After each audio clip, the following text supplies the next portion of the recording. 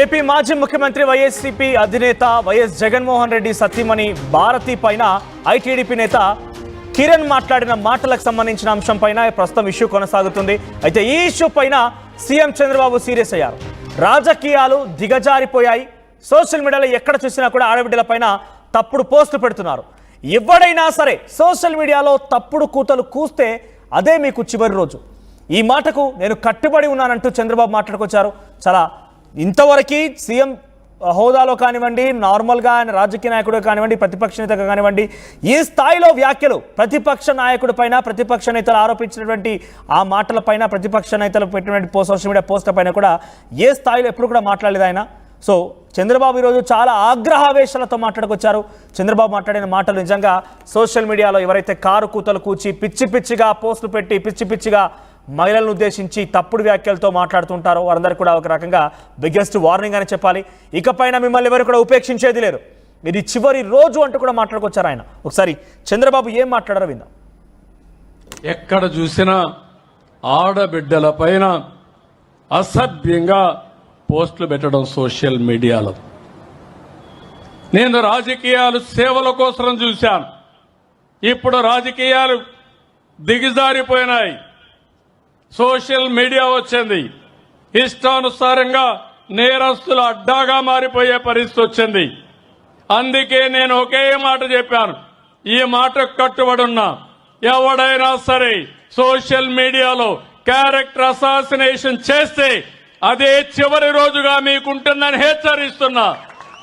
ఎక్కడ చూసినా నిజంగా ఇంతటి స్థాయిలో చంద్రబాబు ఎప్పుడు కూడా చాలా స్ట్రైట్ ఫార్వర్డ్ వార్నింగ్ ఇచ్చిన సందర్భాలు ఎప్పుడు కూడా అంత డైరెక్ట్గా చూడలేదు.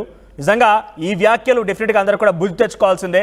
లేకపోతే మీకు అదే చివరి రోజు ఆయన నోటి నుంచి మాట్లాడుకొచ్చారంటే ఇక మీ గతేంటో ఆలోచించండి. ఒకసారి కిరణ్ చేబ్రోలు భారతి పైన ఇష్టానుసారంగా వ్యాఖ్యానించి పిచ్చి పిచ్చిగా మాట్లాడిన తర్వాత క్షమాపణ కోరుతూ ఒక వీడియో చేశాడు, అది కూడా చూద్దాం. నేను చేసిన వీడియో చాలా తప్పుగా మాట్లాడాను. దయచేసి అమ్మ భారతి, జగన్మోహన్ రెడ్డి గారికి మీ ఇద్దరు కూడా దయచేసి నేను నిజం చెప్తున్నాను, నేను అన్నమాట చాలా తప్పు. మీ భారతి గారు కాళ్ళు పట్టుకొని నేను ఒక ఆడ వారి గురించి ఇలాగ మాట్లాడటం నా తప్పు. దయచేసి మీ కాళ్ళు పట్టుకుని నేనైతే క్షమించండి. నేనైతే క్షణికావేశంలో ఈ మాట అనాల్సి వచ్చింది. క్షమించి దయచేసి నేనైతే ఈ రోజు మాట్లాడిన మాటలకి ఒక ఆడవారిని ఇలాగ మాట్లాడిన తర్వాత నేనైతే మాత్రం దయచేసి క్షమించండి ప్లీజ్. నేనైతే ఇంకనైతే వీడియోలు చేయదలుచుకోలేదు. నేను చేసిన పొరపాటు జీవితంలో ఇంకా నేనైతే చేయదలుచుకోలేదు. అమ్మ క్షమించు భారతి గారు. రైట్, ప్రస్తుతం చేబ్రోలు కిరణ్ ని పోలీసు అరెస్ట్ చేశారు. పోలీసు అదుపులో ఉన్నాడు. దీనికి సంబంధించి ఒకసారి చంద్రబాబు వ్యాఖ్యలపైన ఎటువంటి చర్చ కొనసాగుతున్న ప్రతినిధి రాజేష్ సిద్ధంగా ఉన్నారు. ఎస్ రాజేష్, అంటే ఇక్కడ చేబ్రోలు కిరణ్ వైఎస్ భారతిని ఉద్దేశించి చాలా దారుణంగా నీచంగా అసలు సభ్య సమాజాలు ఏమాత్రం కూడా యాక్సెప్ట్ చేయలేని విధంగా మాట్లాడుకొచ్చిన మాటలు మనం చూసాం. అవి ఎవరు కూడా యాక్సెప్ట్ చేయడం లేదు. పోలీసులు చట్టం తన పని తాను చేసుకుపోతున్నగా ముందుకు వెళ్తున్నారు. ఇప్పుడు చంద్రబాబు మాట్లాడిన మాటలు కేవలం ఇప్పుడు కిరణ్ ఉద్దేశించే కాకుండా అసలు అమ్మాయిల గురించి ఎవరు మాట్లాడినా, మహిళల గురించి ఎవరు తప్పుడుగా మాట్లాడినా కూడా వారిపైన చర్యలు తీసుకుంటాము చివరి రోజు అంటూ మాట్లాడుకొచ్చారు. గతంలో వైసీపీ హయాంలో కూడా ప్రస్తుతం చాలా మంది ఎమ్మెల్యేల పైన, చాలా మంది టీడీపీ నాయకుల పైన, మహిళా నాయకురాళ్ల పైన చాలా అసభ్యకరంగా అసలు మనం విననటువంటి మాటల్ని, కనీసం సభ్య సమాజం ఏమాత్రం కూడా బయటికి వదలనటువంటి మాటల్ని వైసీపీ నేతలు కూడా మాట్లాడుకొచ్చారు. అవన్నీ కూడా తిరిగి తోడబోతున్నారా? వారందరినీ కూడా తిరిగి మళ్ళీ కేసులు బనాయించబోతున్నారా? కేసుల పాలు చేయబోతున్నారా? అంటే ఈ యొక్క వార్నింగ్ కేవలం కిరణ్ వరకే మనం చూడాలా? చాలా వరకు గతంలో ఉన్నటువంటి విషయాన్ని కూడా పరిగణలోకి తీసుకోవచ్చా?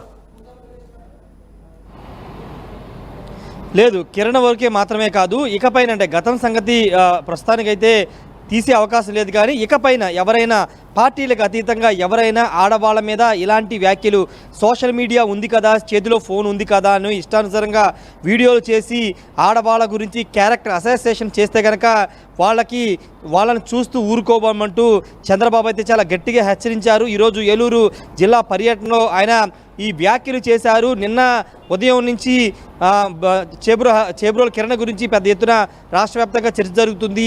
భారతి మీద ఆయన చేసిన వ్యాఖ్యలు సభ్య సమాజం తలదించుకునేలాగా జుగుప్సాకరంగా ఉన్నాయంటూ ప్రతి ఒక్కరు కూడా మాట్లాడుతున్న నేపథ్యంలో ఇప్పుడు చంద్రబాబు కూడా ఆ ఇష్యూ గురించి మాట్లాడుతూ ఆ అంశాన్ని ప్రస్తావించారు. అంటే చేబ్రోలు కిరణ్ పేరు ఎత్తకోకుండా నిన్న జరిగిన ఘటనను చూపిస్తూ అలాంటి పరిస్థితి రాకూడదు, తాను గతంలో అసెంబ్లీలో తన భార్యను లేకపోతే అసెంబ్లీలో చాలామంది ఇదే విధంగా ప్రవర్తించారు.